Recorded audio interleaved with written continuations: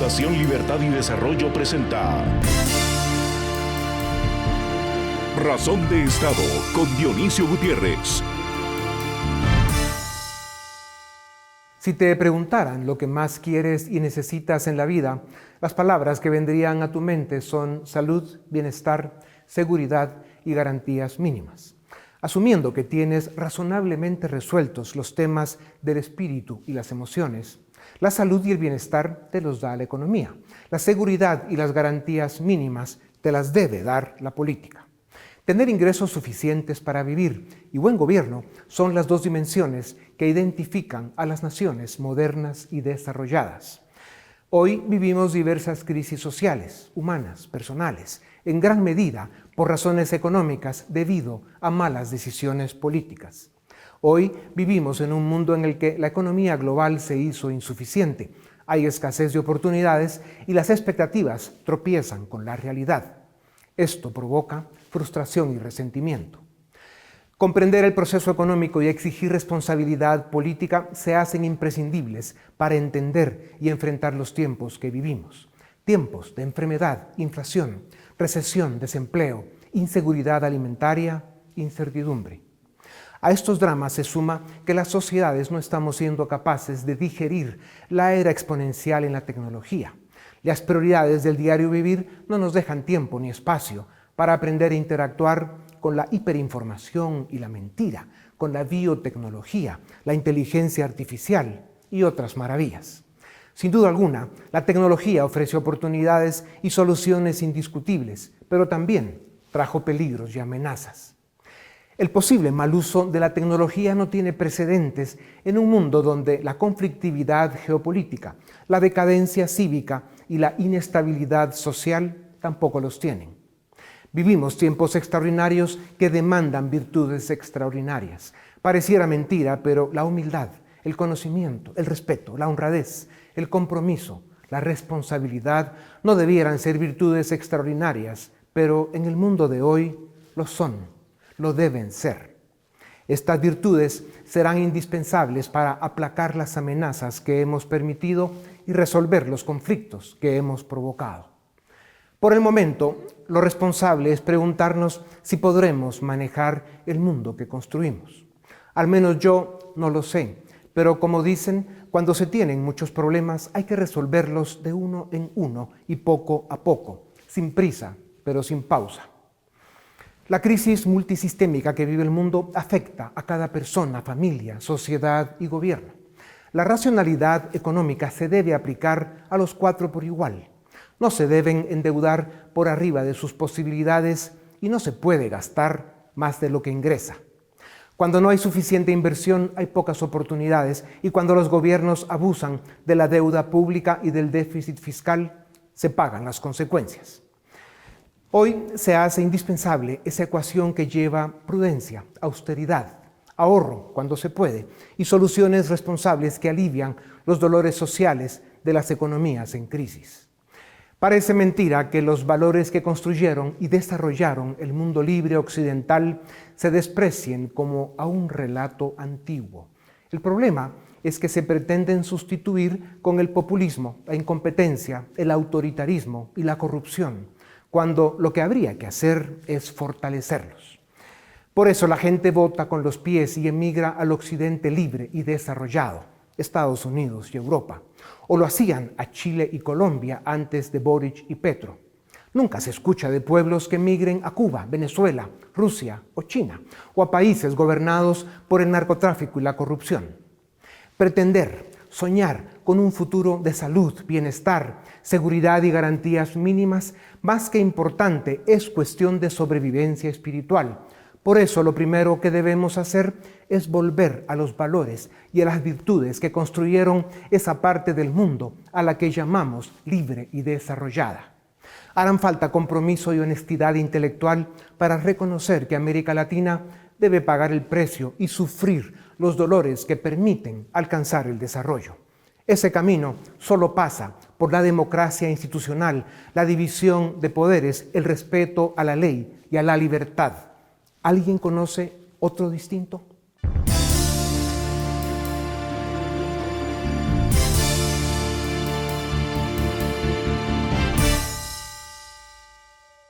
Para la economía de América Latina, los últimos 10 años no fueron buenos. La pandemia y una agresión militar los convirtieron en graves y peligrosos hasta hoy.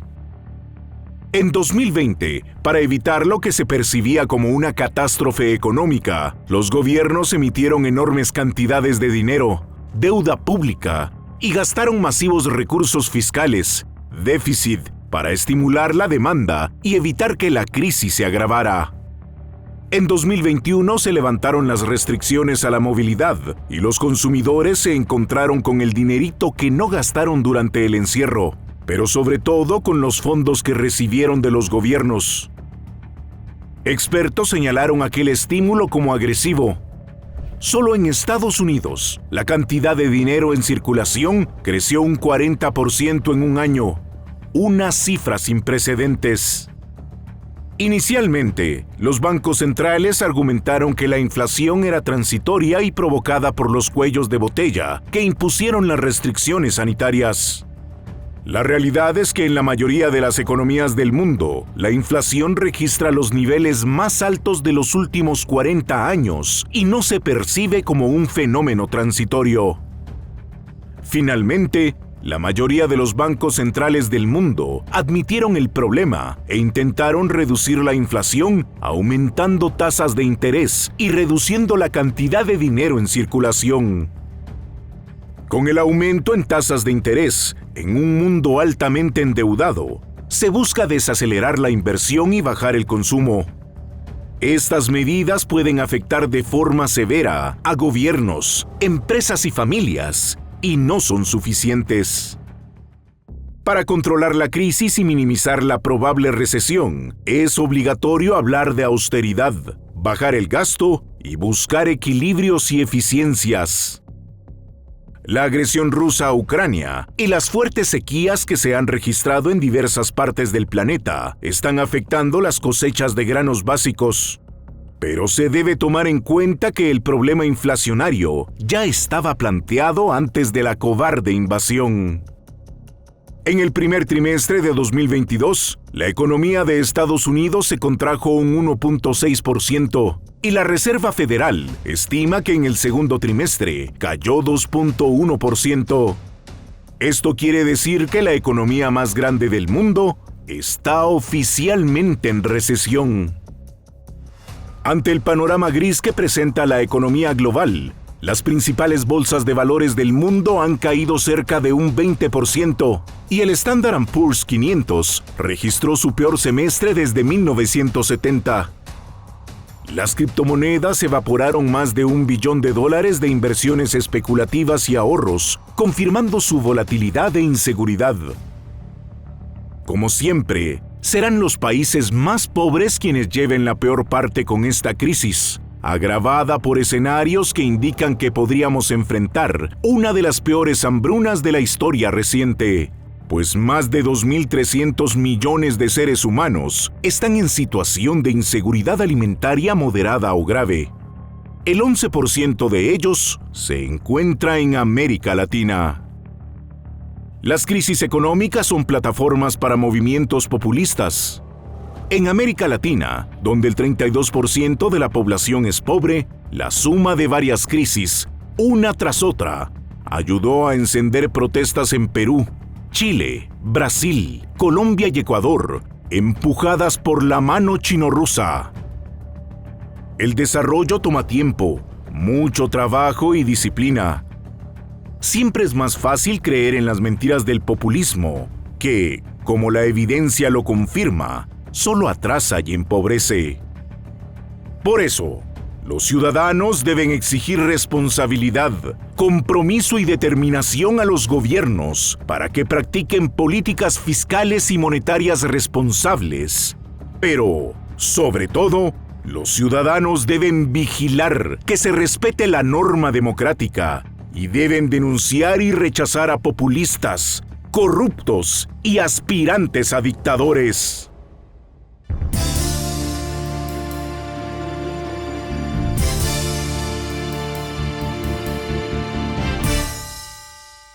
Además de la amenaza de un conflicto global a causa de una cobarde y criminal invasión y de los riesgos de una crisis alimentaria, también global, los medios de comunicación del mundo están llenos de términos como déficit estructural, desequilibrio fiscal, inflación, aumento de tasa de interés, política monetaria, recesión e incluso estanflación.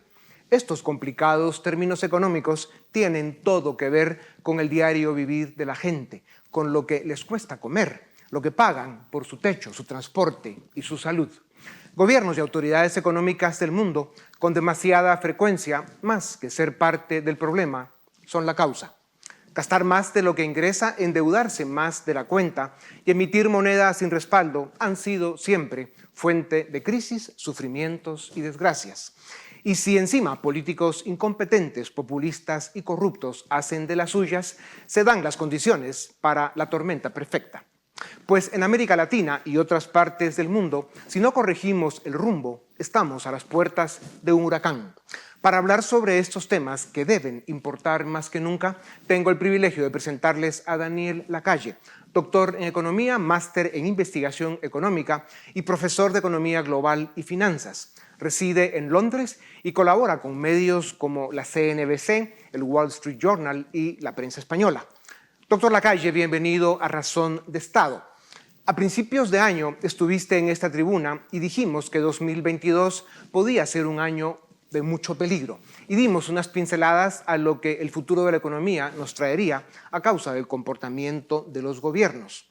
Ese futuro llegó. Hoy estamos a las puertas de un ciclón económico que pudimos evitar.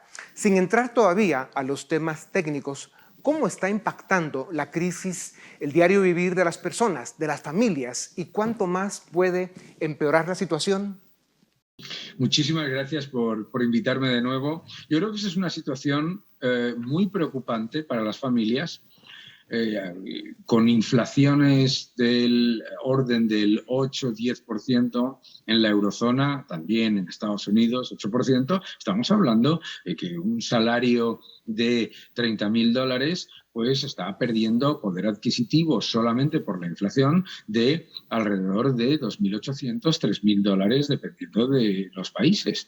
Claro, eso es una enorme destrucción del poder adquisitivo de las familias que están perdiendo por la inflación, tanto en los salarios reales, en términos reales, como en sus depósitos, que es la mayoría de las familias, como ahorran en depósitos bancarios que están perdiendo valor.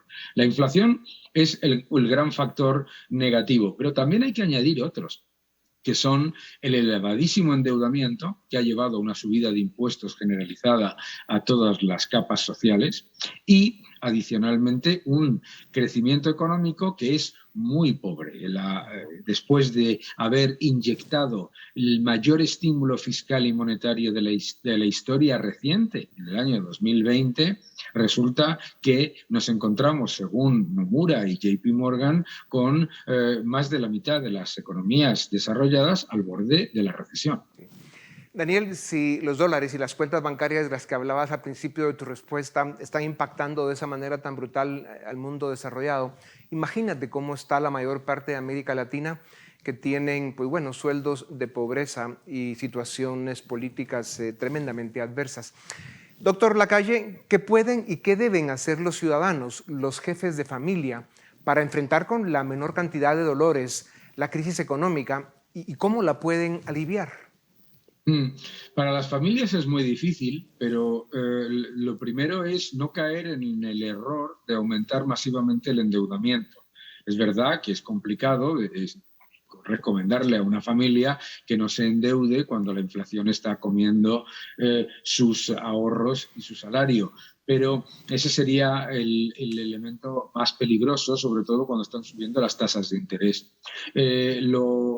También es que lo poco que tengan ahorrado en depósitos o lo que sea, que lo inviertan en oro o en dólares o en activos financieros para por lo menos protegerse de la inflación y que no ocurra como en países pues, como en Argentina o como en otros, en los que los depósitos literalmente desaparecen, más de la mitad de ellos anualmente por la inflación.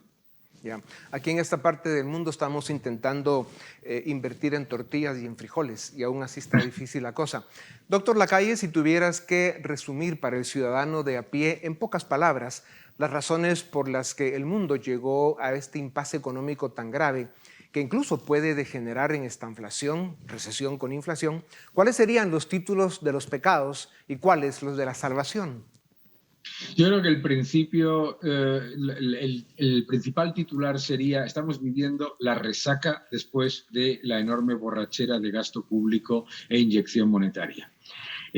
Todo ese supuesto apoyo a la economía generado desde los estados está generando un efecto boomerang actualmente que nos está llevando a una ralentización muy fuerte. El exceso de gasto público, a aumentar masivamente la deuda, a emitir monedas sin respaldo, ahora se traslada a mayor inflación y menor crecimiento. ¿Cuál es la solución?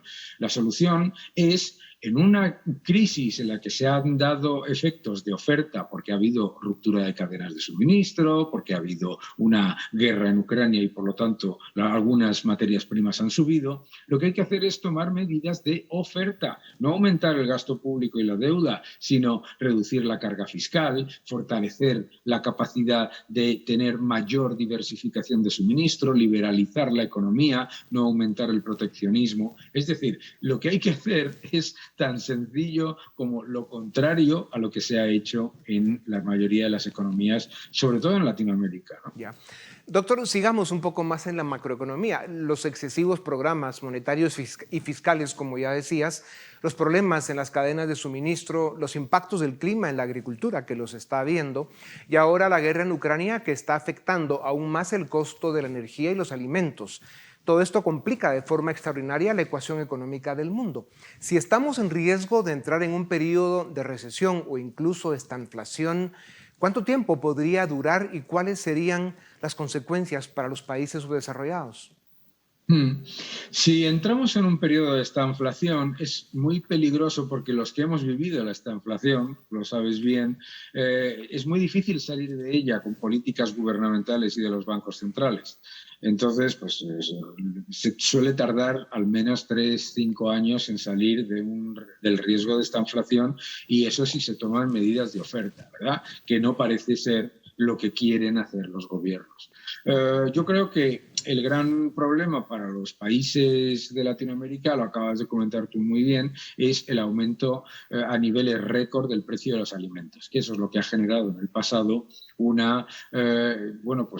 fuerte aumento del descontento y de los problemas sociales. ¿Y eso cómo se solventa? Se solventa pues reduciendo las cargas administrativas y burocráticas para aumentar la oferta de alimentos en cada uno de los países. Recordemos que nos estamos encontrando con una posible crisis alimentaria en países a los que se les ha puesto muchos yugos a la agricultura para poder producir aquello que no llega, por ejemplo, de Ucrania o de otros países. Es decir, lo que hay que hacer es, para mitigar el impacto de la guerra de Ucrania, es fortalecer la capacidad de generar mayor producción y mejor producción en los países, cada uno de los países que tiene enorme potencial. Y de hecho, ahora mismo, Latinoamérica debería ser parte de la solución a esos retos que tú has comentado, y sin embargo se está encontrando con grandes problemas. Ya. Y no debes olvidar, doctor, que en los países más pobres de América Latina y en los que están más cerca de Estados Unidos, la principal fuente de ingresos para estos países es la remesa familiar, que es de lo que realmente están viviendo las economías. Y a esos datos va a haber que ponerles atención mayor en los próximos meses y años, porque pueden ser, digamos, esa especie de salvación temporal. Doctor Lacalle, la técnica fiscal y monetaria indica que cuando se entra en un periodo inflacionario con excesivo endeudamiento y déficit fiscal, la racionalidad obliga a subir tasas de interés, pero esta medida es insuficiente si no va acompañada de disminución del gasto, austeridad y un plan de pago de deuda pública. Ya comentabas algo del tema. ¿Es esta la receta para salir de esta crisis? Claramente, claramente. Los estados, además, comparado con los años 70 o los años 40, cuando hubo otros periodos parecidos, ahora pesan entre un 40 y un 50% del Producto Interior Bruto. Por lo tanto, ahora es precisamente cuando es más importante llevar a cabo procesos de racionalización del gasto, reducción del déficit fiscal, por lo tanto, del consumo de nueva unidad de moneda y, por lo tanto, y así con ello reducir la inflación. Es decir, hay que subir las tasas de interés, absolutamente, pero es una condición necesaria, pero no suficiente. Con ello hay que añadirle la reducción de la cantidad de dinero en el sistema por parte de los bancos centrales y la reducción de los déficits y de la deuda por parte de los estados. Ya. Doctor, ¿a qué llaman algunos expertos que más podrían ser ilusos un aterrizaje suave? ¿Crees que esto es posible para la magnitud de la crisis multisistémica que estamos viviendo? ¿Es tarde ya para evitarla? ¿Y qué características tendría el hecho de navegar la tormenta con malos capitanes al mando? Claro, el gran problema del concepto del aterrizaje suave es que muchas economías no han despegado. Es que muchas economías lo único que han hecho ha sido endeudarse, engordar, empeorar su situación. Entonces no es una situación, digamos, de aterrizaje porque lo que haya es un recalentamiento económico relativamente por exceso de optimismo, ¿verdad? Entonces, yo creo que hay un poco de factor de wishful thinking, ¿no? de deseos por parte de los bancos centrales de cómo solucionar este tema. Y lo que hay que hacer es, vuelvo a decir, no son recetas que suenen bien desde el punto de vista de los gobiernos que prefieren gastar y prefieren endeudarse, pero es la única manera de hacerlo. Y así es como se evitaría el riesgo de la estanflación. Yeah. Doctor Lacalle, la historia nos enseña que la inflación tiene consecuencias políticas. La oferta populista gana terreno en momentos como este. Los populistas de izquierda en sus discursos ofrecen redistribución de la riqueza, impuestos extraordinarios a los ricos, precios máximos y reparto de dinero del Estado. ¿Por qué esto nunca ha funcionado y cómo hacer para que la gente lo comprenda? Hay que explicarlo de una manera muy sencilla. Si nosotros tenemos una enfermedad y tenemos fiebre, la fiebre es un síntoma, ¿verdad?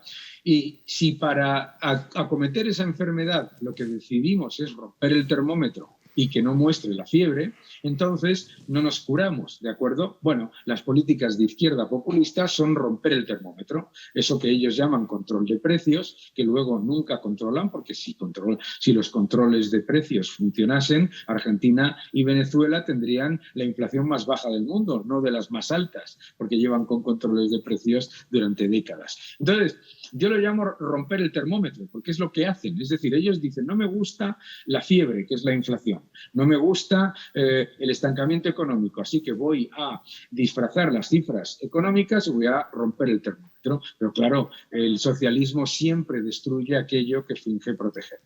Yeah. Clarísimo. Doctor, en América Latina el populismo está de regreso. Ya vimos, hablaste del caso de Argentina y Venezuela, que son además dos ejemplos grotescos.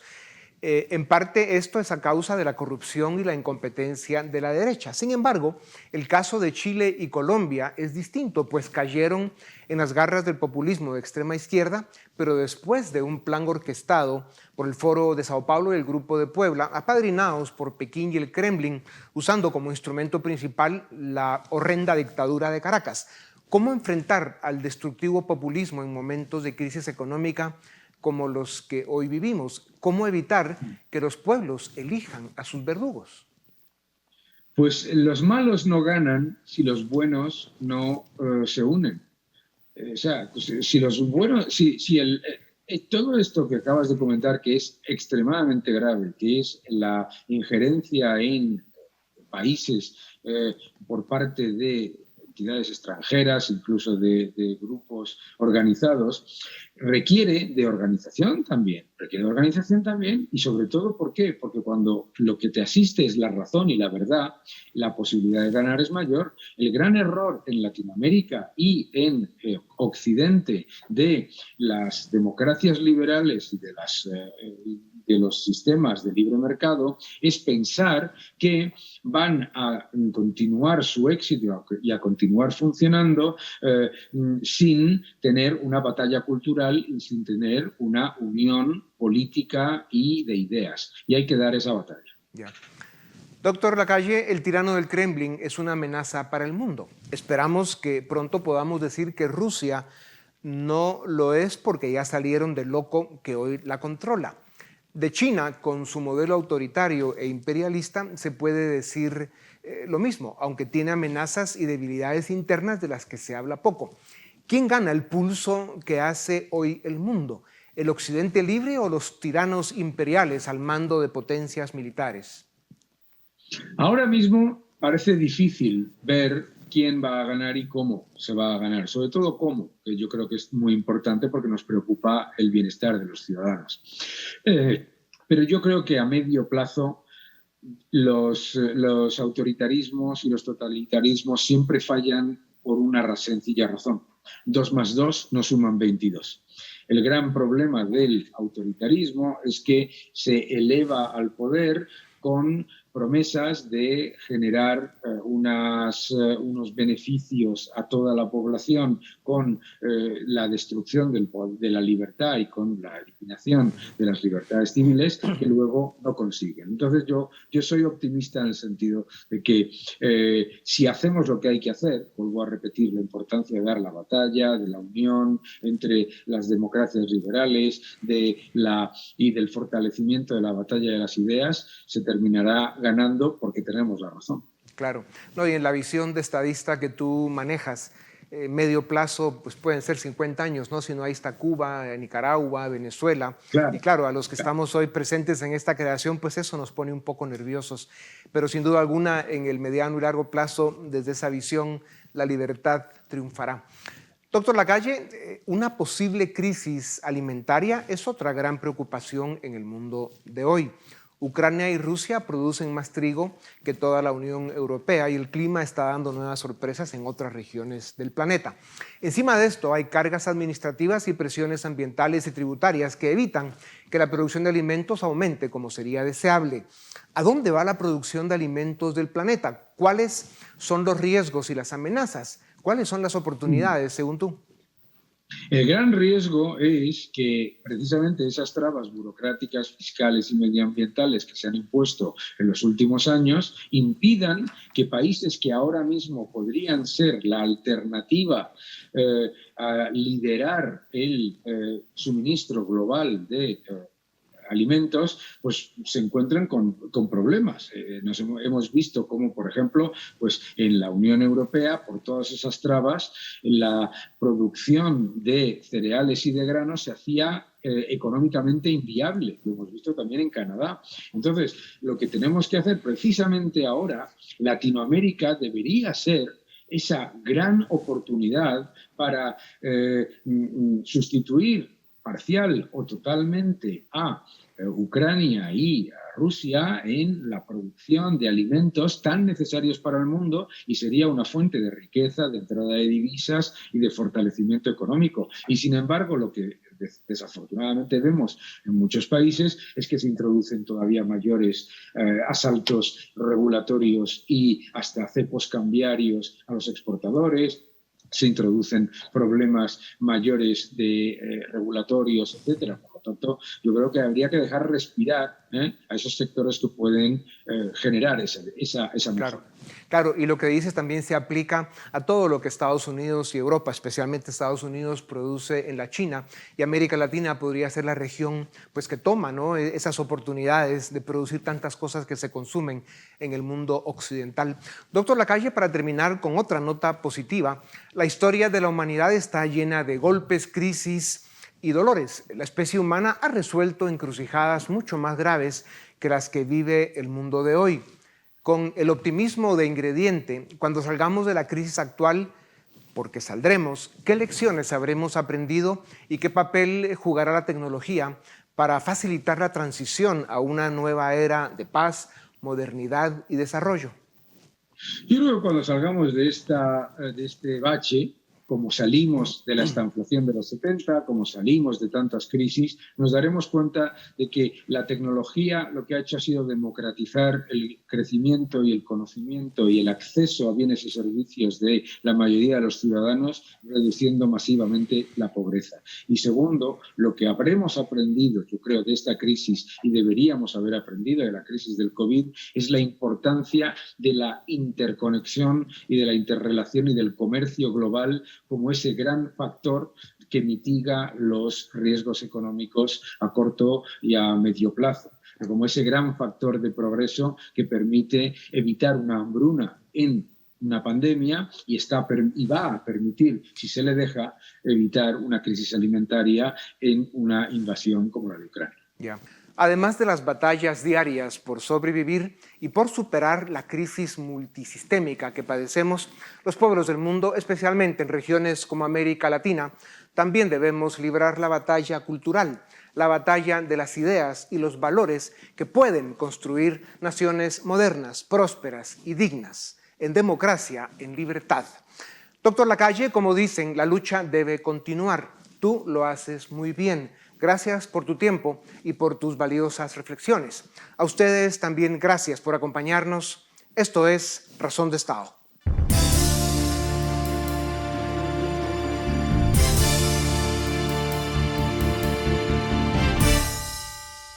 Iniciamos el debate en Razón de Estado. Hoy vamos a discutir sobre la salud de la economía mundial. Estamos a las puertas de una nueva recesión.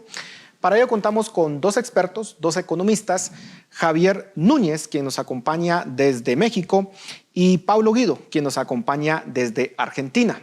A ambos, muchísimas gracias por estar en Razón de Estado. Javier, quisiera iniciar contigo. Sin duda alguna, uno de los principales problemas, si no es que el principal problema que enfrentan los consumidores y la economía mundial es la inflación. Un fenómeno que se creía superado por la mayoría de los países occidentales en los últimos 30 años. ¿Por qué estamos ante los niveles inflacionarios más altos de los últimos 40 años? ¿Se debe a la intervención, a las agresivas intervenciones que hicieron los bancos centrales y los gobiernos para enfrentar la pandemia en el 2020? ¿Cuál es tu diagnóstico al respecto? ¿Qué tal, Paul? Gracias por la invitación. Es una mezcla de factores. Por un lado, la pandemia en algunos países fue atendida mediante el otorgamiento de apoyos con recursos fiscales de manera cuantiosa, particularmente países como Estados Unidos, Canadá y algunos países de Europa. En segundo lugar, ha habido una modificación muy importante, una alteración en el funcionamiento de las cadenas de suministro a nivel internacional. Y en tercer lugar, tenemos una guerra, un conflicto bélico entre Ucrania y Rusia, que ha venido también a generar problemas de abasto de diversos productos fundamentales para la industria a nivel mundial. Ahora, Pablo, los bancos centrales en estos momentos están tratando de contener esa inflación. En un inicio no admitían que la inflación iba a ser un problema, que iba a persistir, y pareciera que recién han tomado conciencia de que pues, este es un fenómeno de más largo alcance de lo que originalmente habían pensado. ¿Van a ser exitosos en contener esa inflación o vamos a vivir algunos años más con este problema? A ver, vamos a tomar el caso de Estados Unidos, ¿sí? Que emite la moneda más importante por ahora del mundo. Desde finales de 2019 hasta hoy, la cantidad física de billetes, eso que los economistas llamamos base monetaria, ¿sí? Lo que se imprime en el Banco Central, aumentó en estos casi 3 años 75%, ¿sí? Acumulado. Eso te da un aumento anual de casi 25%, ¿ok? Pero la cantidad de circulante que fue a parar a las manos de las personas es un poco menor, porque parte de la emisión monetaria va a las reservas de los bancos habitualmente. Entonces, ese circulante que está en manos, ese dinero adicional que fue a parar a manos de la gente, aumentó 35% en estos casi 3 años, lo cual hace un aumento del 10% por año, que es más o menos la inflación anualizada que está teniendo hoy Estados Unidos, ¿sí? Ahora tu pregunta, ¿van a tener éxito o no las políticas monetarias de la Reserva Federal? Yo creo que sí.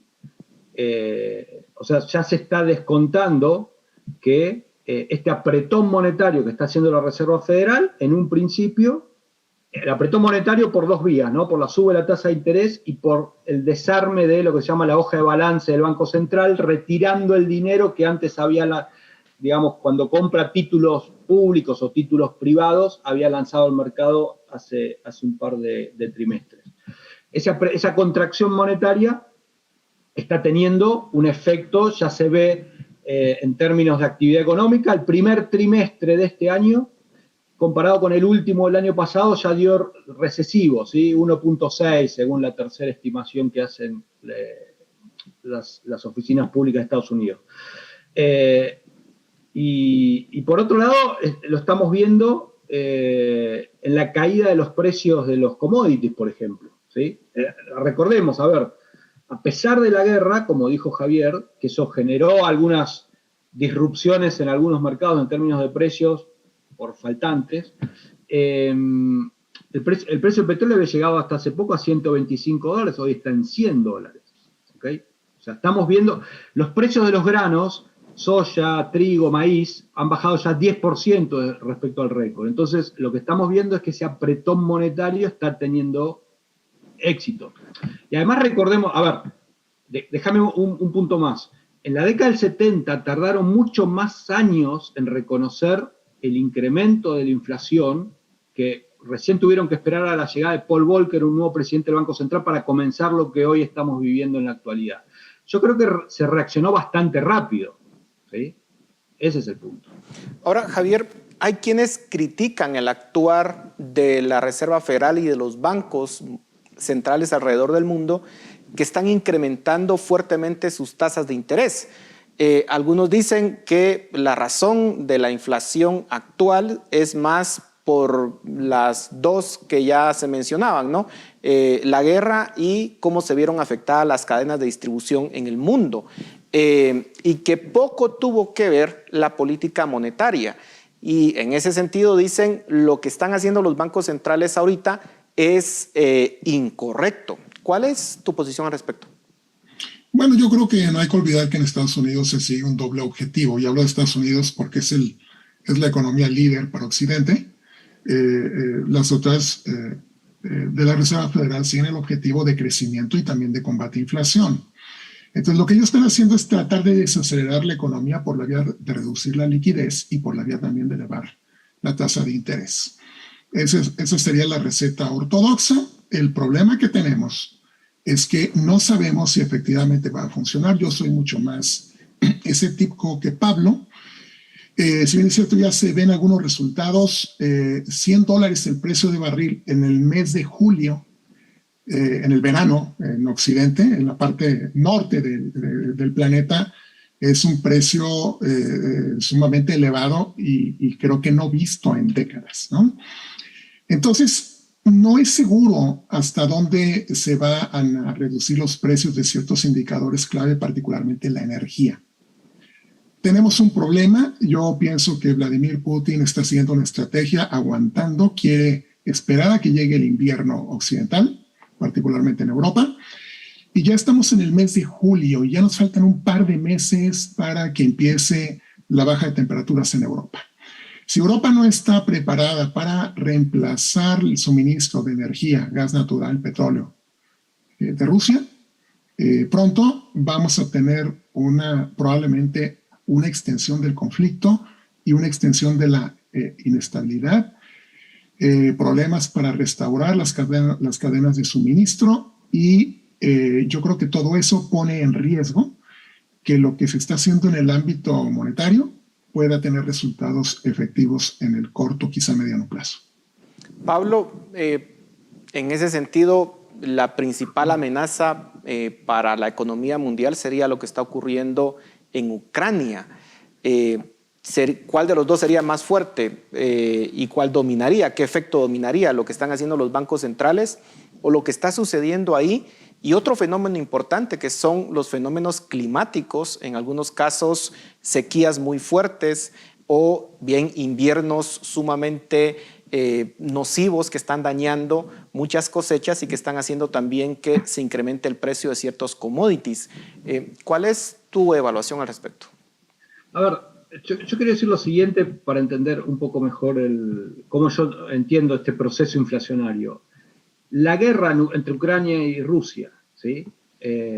Generando aumentos en los precios básicamente de los alimentos y la energía, eso no es inflación, eso es un faltante de un producto o de varios productos que está generando un aumento en el precio. O sea, la inflación es por lo que te comentaba al principio. En los últimos 3 años, el Banco Central de Estados Unidos, que emite la principal moneda del mundo, usada por cientos de países, aumentó 75% la base monetaria, ¿sí? Y el circulante aumentó un 10% cada año de los últimos 3. Eso es lo que generó que el índice de precio al consumidor y los índices de precio a la producción aumentaran de manera sostenida. Lo de la guerra, ¿sí? Genera faltantes, que obviamente si vos tenés un faltante el precio va a subir, pero si no se ataca, entonces estamos confundiendo, ¿no? Aumentos de precios por faltantes y aumentos de precios por expansión monetaria. Entonces las soluciones son diversas. Hasta que la guerra no termine, vamos a sufrir esos incrementos en los niveles de precios de alimentos y energía, porque Rusia y Ucrania son productores de esos bienes. Ahora, para atacar la inflación que estamos viendo a lo largo de todo el mundo, que dada la pandemia los estados decidieron expandir monetariamente y no bajar algunos gastos para poder financiar toda la ayuda a empresas e individuos, ese es el apretón monetario necesario.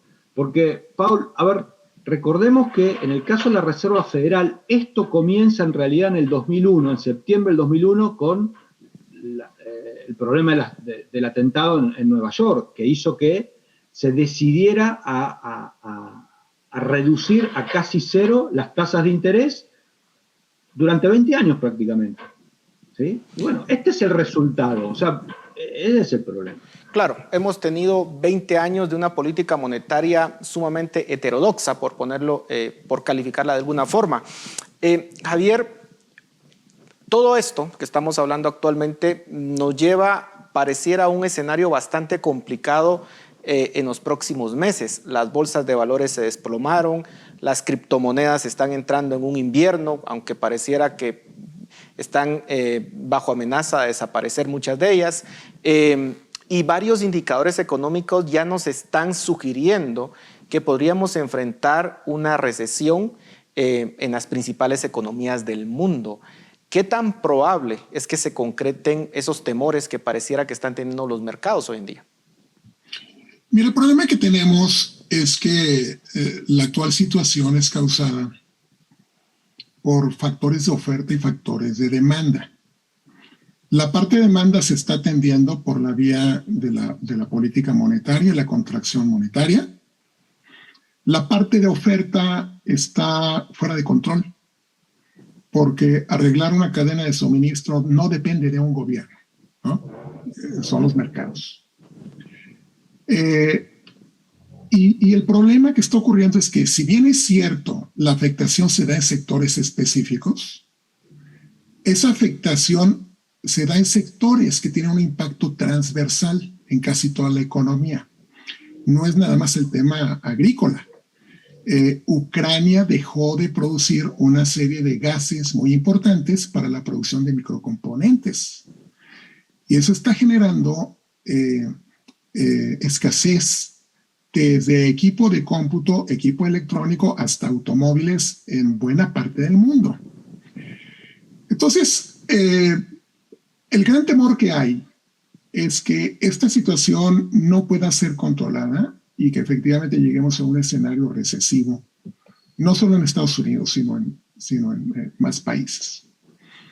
Yo no sé si vamos a llegar allá. Lo que sí te puedo decir es que los analistas financieros en las últimas semanas lo que han dicho es que la probabilidad, el riesgo de llegar a una situación recesiva ha aumentado respecto de la percepción que se tenía hace 4 semanas. Y el problema de la inflación es que puedes empezar con una inflación ocasionada por un problema monetario, por un desbalance en algún sector, Pero si no acabas con ella rápidamente, se puede volver un problema ya de naturaleza inercial, como los que dieron lugar a los problemas que tuvimos en varios países durante los años 80. Y ahí quisiera precisamente poner la atención en estos momentos. Pablo, de concretarse esa recesión en Estados Unidos, en Europa y otras economías importantes del mundo, ¿cuáles serían los efectos para América Latina? Sobre todo porque si hacemos una comparación del 2008-2009, en esa crisis América Latina estaba mucho mejor posicionada de lo que está hoy en día. América Latina lleva casi 6 años de una crisis económica, de un estancamiento económico en varios de los países, y hoy en día los gobiernos están mucho más endeudados de lo que estaban hace una década. Estaríamos entrando, si es que se concreta la recesión en Estados Unidos y en Europa, a una nueva década perdida para América Latina, sobre todo por el tema de deuda pública y también por el tema inflacionario. Bueno, a ver, aquella década de los 80, que fue la década perdida para Latinoamérica, fue consecuencia de la contracción monetaria y de la suba de tasas de interés de la Reserva Federal después de una década de alta inflación en Estados Unidos. Eso está pasando, estamos iniciando ese camino de ida en la Reserva Federal. Obviamente que eso va a generar para los países que tengan déficit, para los estados que tengan déficit fiscal, más dificultades en colocar deuda, y probablemente tengan que apelar a otro tipo de financiamiento, como aumento de impuestos o emisión. Y también la recesión que se va a generar, por lo menos en Occidente, va a impactar en Latinoamérica, porque, a ver, acá hay 3 problemas que se han generado en muy corto plazo.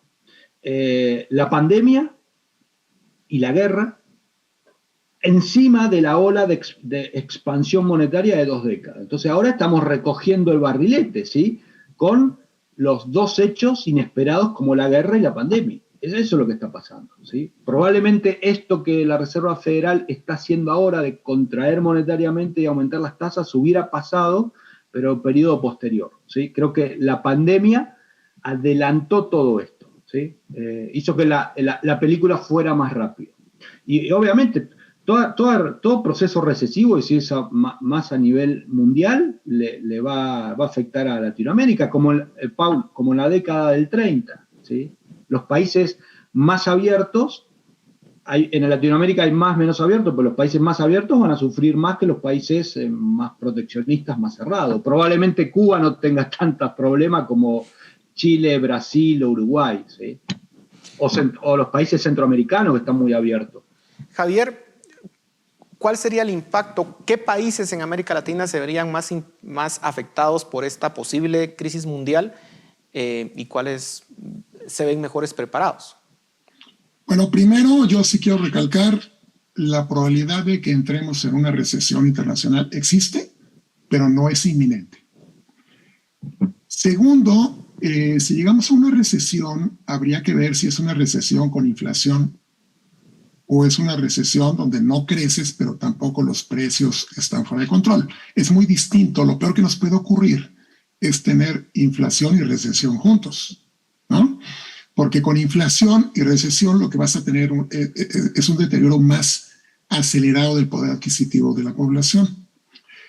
En tercer lugar, yo diría que los países más expuestos son los que tienen mayores índices de endeudamiento, los que tienen unas finanzas públicas menos sanas. En ese sentido, en el caso de Guatemala ha sido un país, digamos, conservador en el manejo, prudente en el manejo financiero. Yo veo menor riesgo que en el caso de El Salvador, por ejemplo, ¿no? Que mucho se ha hablado de que es un país que está a punto del default, ¿no? Y que además parte del patrimonio lo apostaron al Bitcoin, etc. Cuarto lugar, el impacto dependerá de la calidad de las políticas internas que se apliquen, dependerá de la calidad del gobierno, ¿no?